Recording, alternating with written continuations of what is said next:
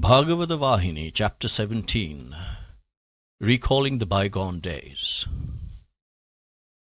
Emperor Parikshit journeyed in state over the entire Indian continent, acquainting himself with the administrative excellence of the rule of his grandfathers, with the unique relationship which they had established between themselves and Lord Krishna, who had then come down on earth as man, listening to the experiences of many a saint and scholar who lived in those halcyon days, and reflecting on those cheering memories as he travelled along.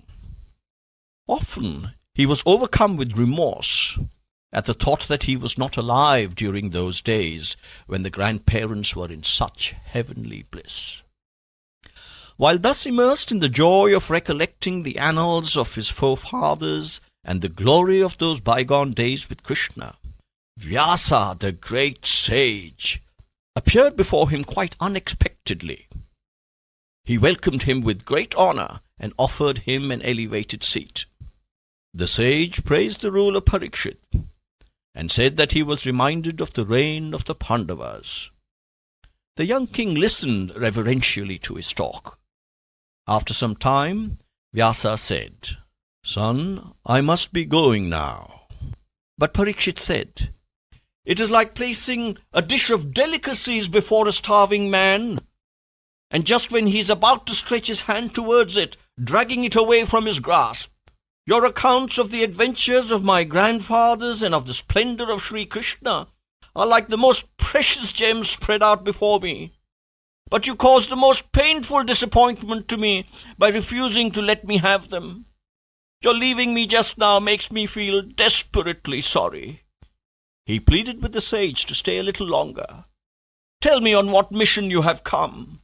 Be with me for some more time and assuage the hunger that is gnawing me.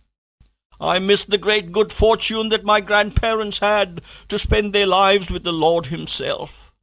I shall save myself from decline, at least by listening to their exploits and their devotion, which drew upon them his grace."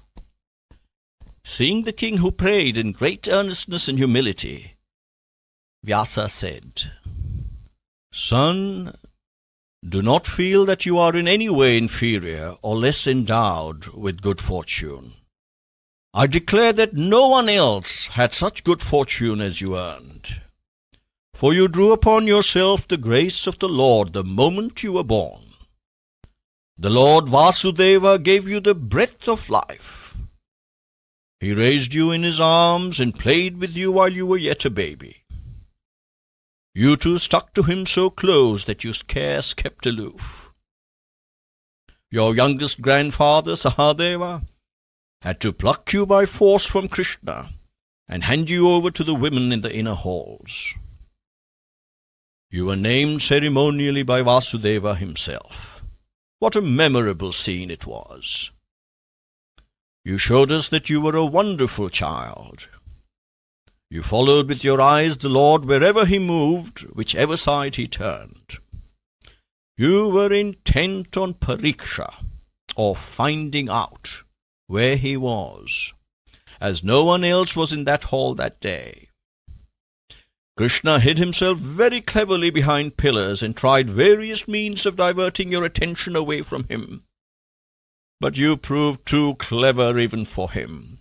Your eyes were searching for him alone. They saw only him and his splendid form. All of us who were then present were wonder-struck at your devotion and concentration. It appeared as if you were examining each face and trying to find out whether it was Krishna's.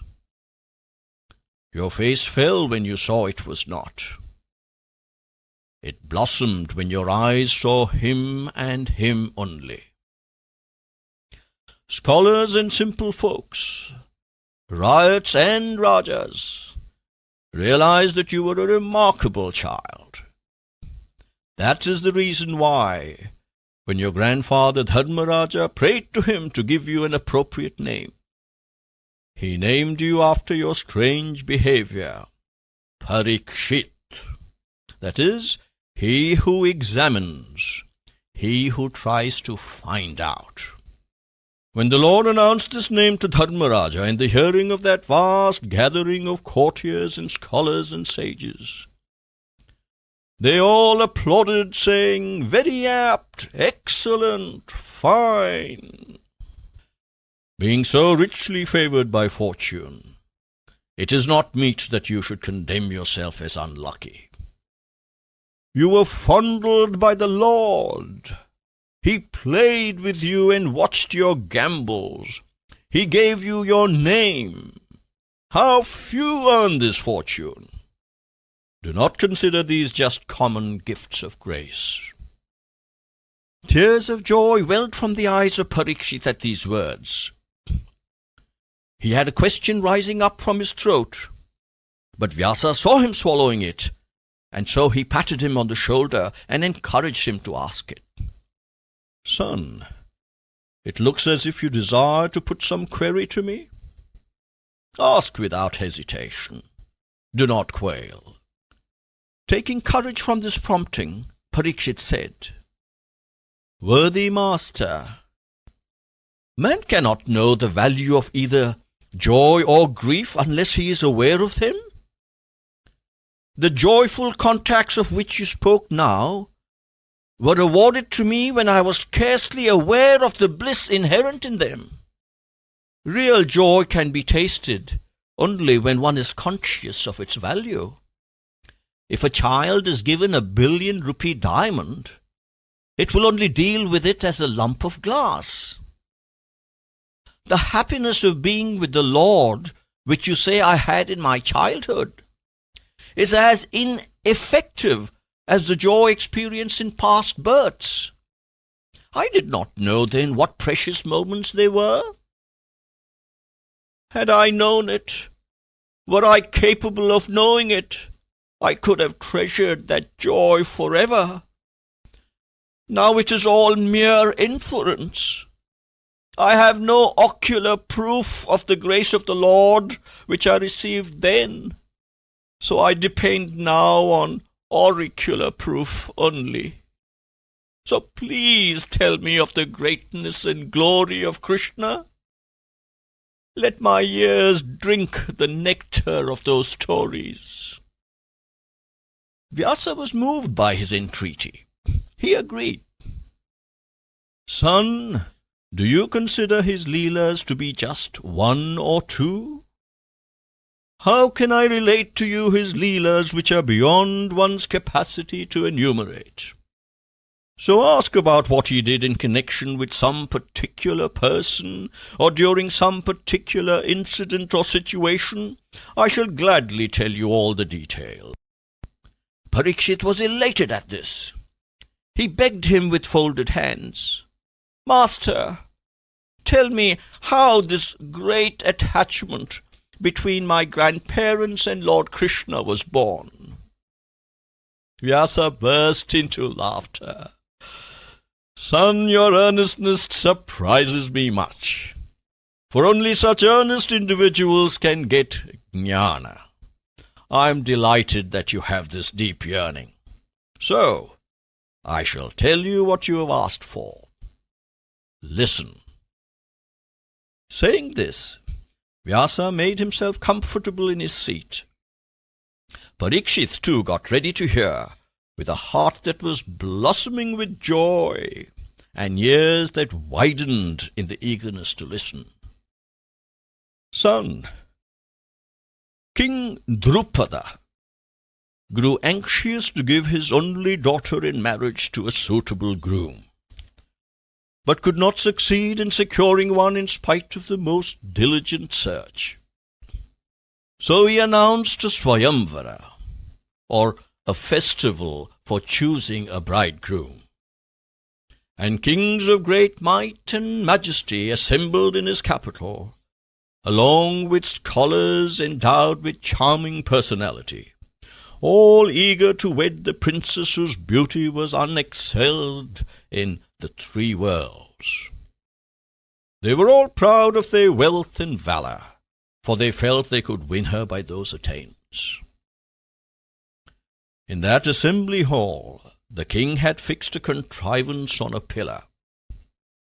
It was a wheel revolving fast, a wheel that was reflected in a sheet of water below the pillar on which it turned. The wheel had a fish tied on it. The competitors for the hand of the princess were asked, one by one, to come forward, and drawing the bow, looking at the reflection, shoot at the fish target up above. Drupada announced his intention to give away his daughter in marriage to whosoever hit the target so prepared. The city was full of princes and kings who had arrived to try their hands at this unique festival of bowmanship. News of this festival reached the ears of your grandparents, who had then assumed the role of Brahmins to mislead the wily Kauravas. They felt at first that they should not come out in the open on that occasion. But Arjuna, your grandfather, was able to persuade his brothers to attend the festival of valour. For, as he said, no Kshatriya should stay away when bowmen compete for a worthy prize. Thus it happened that the 5 brothers sat among the assembly in the garb of Brahmins, like a group of lions casting a halo of heroism around. All eyes were drawn towards the place where they sat. People commented on their presence, many in admiration, some in derision. Some praised them as champions, some laughed at them as prize fighters or guards. The whispers aroused by them spread all around. Lord Krishna had come for that festival. His eyes were fixed on Arjuna all the time.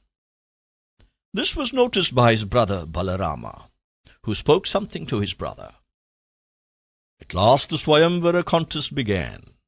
One by one the candidates proceeded to the image, seen in the water, and aimed the arrow at the fish rotating above. They failed, and they returned pale with humiliation. They walked back to their seats, heavy with disappointment and shame, and sat sunk in sorrow. Krishna had no intention to rise and have a try at the target, for he sat quiet in his own place. If he had that intention, he could have quite easily hit the fish and won. But who can gauge the depths of his mind? Just then Arjuna rose and proceeded towards the contrivance, casting a lightning flash of brilliance over the assembly by the heroic aura of his personality.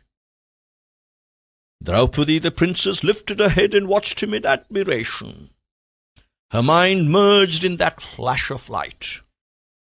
In an instant, Arjuna's arrow split the fish. He won. The applause of the gathering rose to the skies.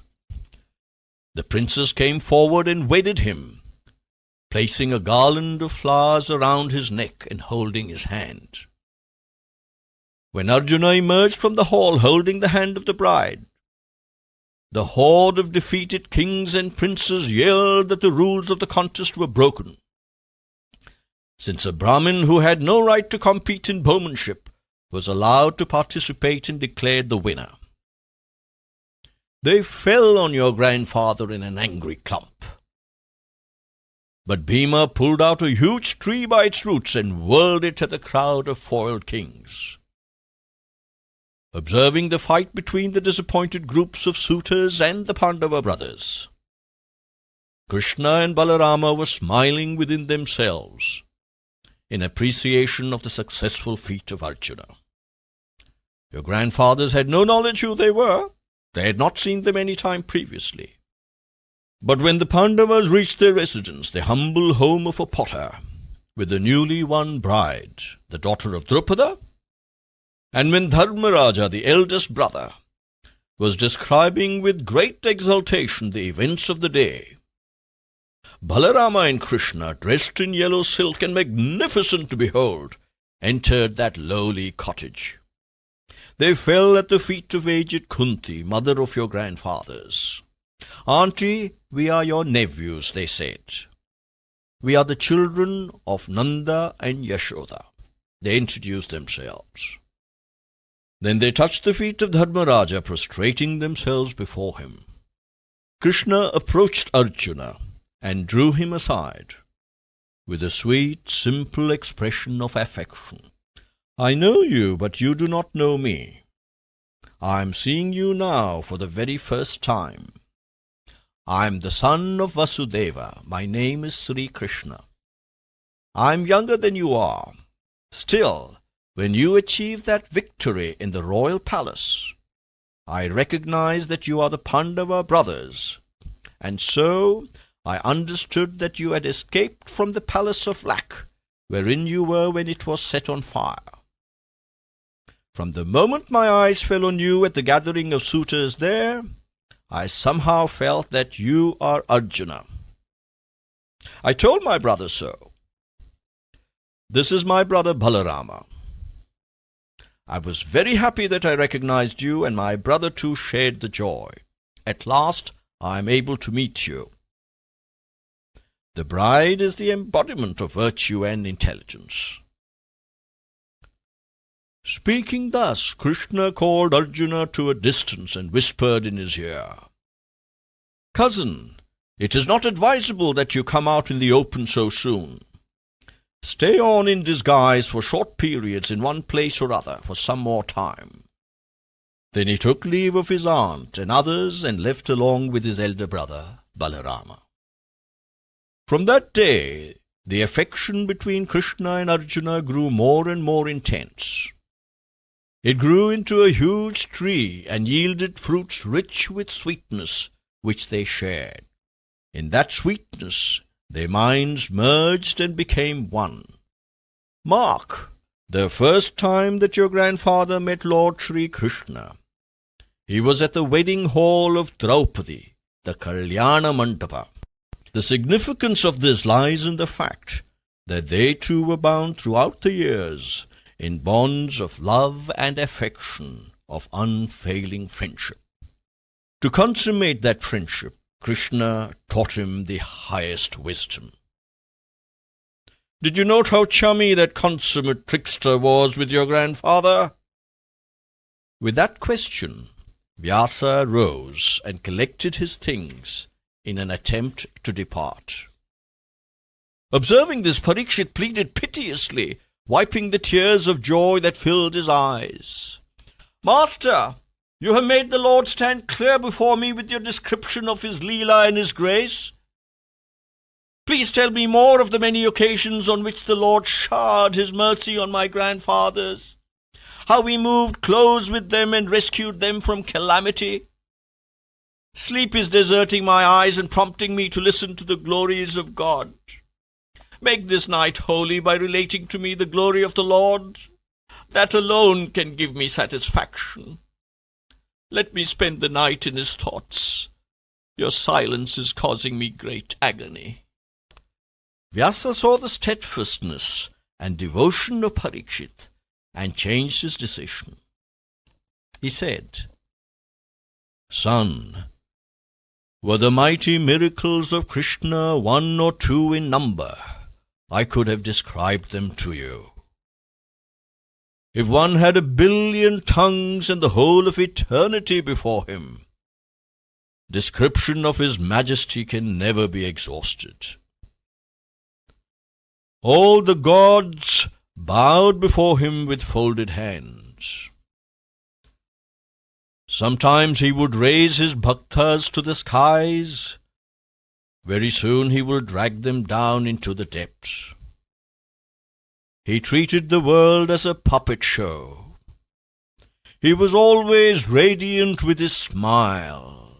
He never knew anxiety, disappointment, or distress.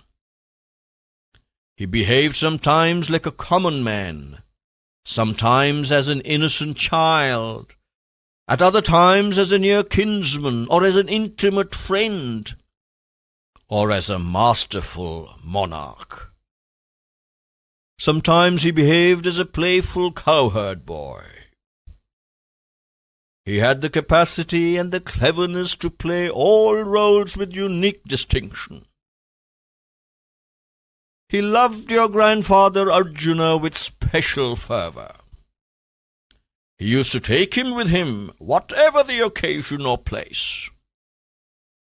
Why, Arjuna could move about freely even in the inner apartments of the residence of the Lord. The Lord used to play with your grandfather in the waters of the Yamuna, diving at one place and rising at a distant spot to surprise him, calling on him to do likewise if he could, competing with him in various games which defy description and identification. All of a sudden he would take Arjuna to a solitary place and converse with him there on some mysteries. He used often to discard the smooth silken bed and sleep with his head on Arjuna's lap instead. Your grandfather too reciprocated that love to the full, though sometimes they were found angry against each other, talking as if they were enraged. They made up very soon and resumed friendly conversation quickly. My dear son, it can be said that they were Nara and Narayana, like the body and the breath. There was no Arjuna without Krishna, and no Krishna without Arjuna. There was no secret which your grandfather did not share with Krishna, or which Krishna did not share with your grandfather. Which particular episode in their relationship am I to tell you now? Ask me any one which you would like to hear, and I shall gladly relate it to you.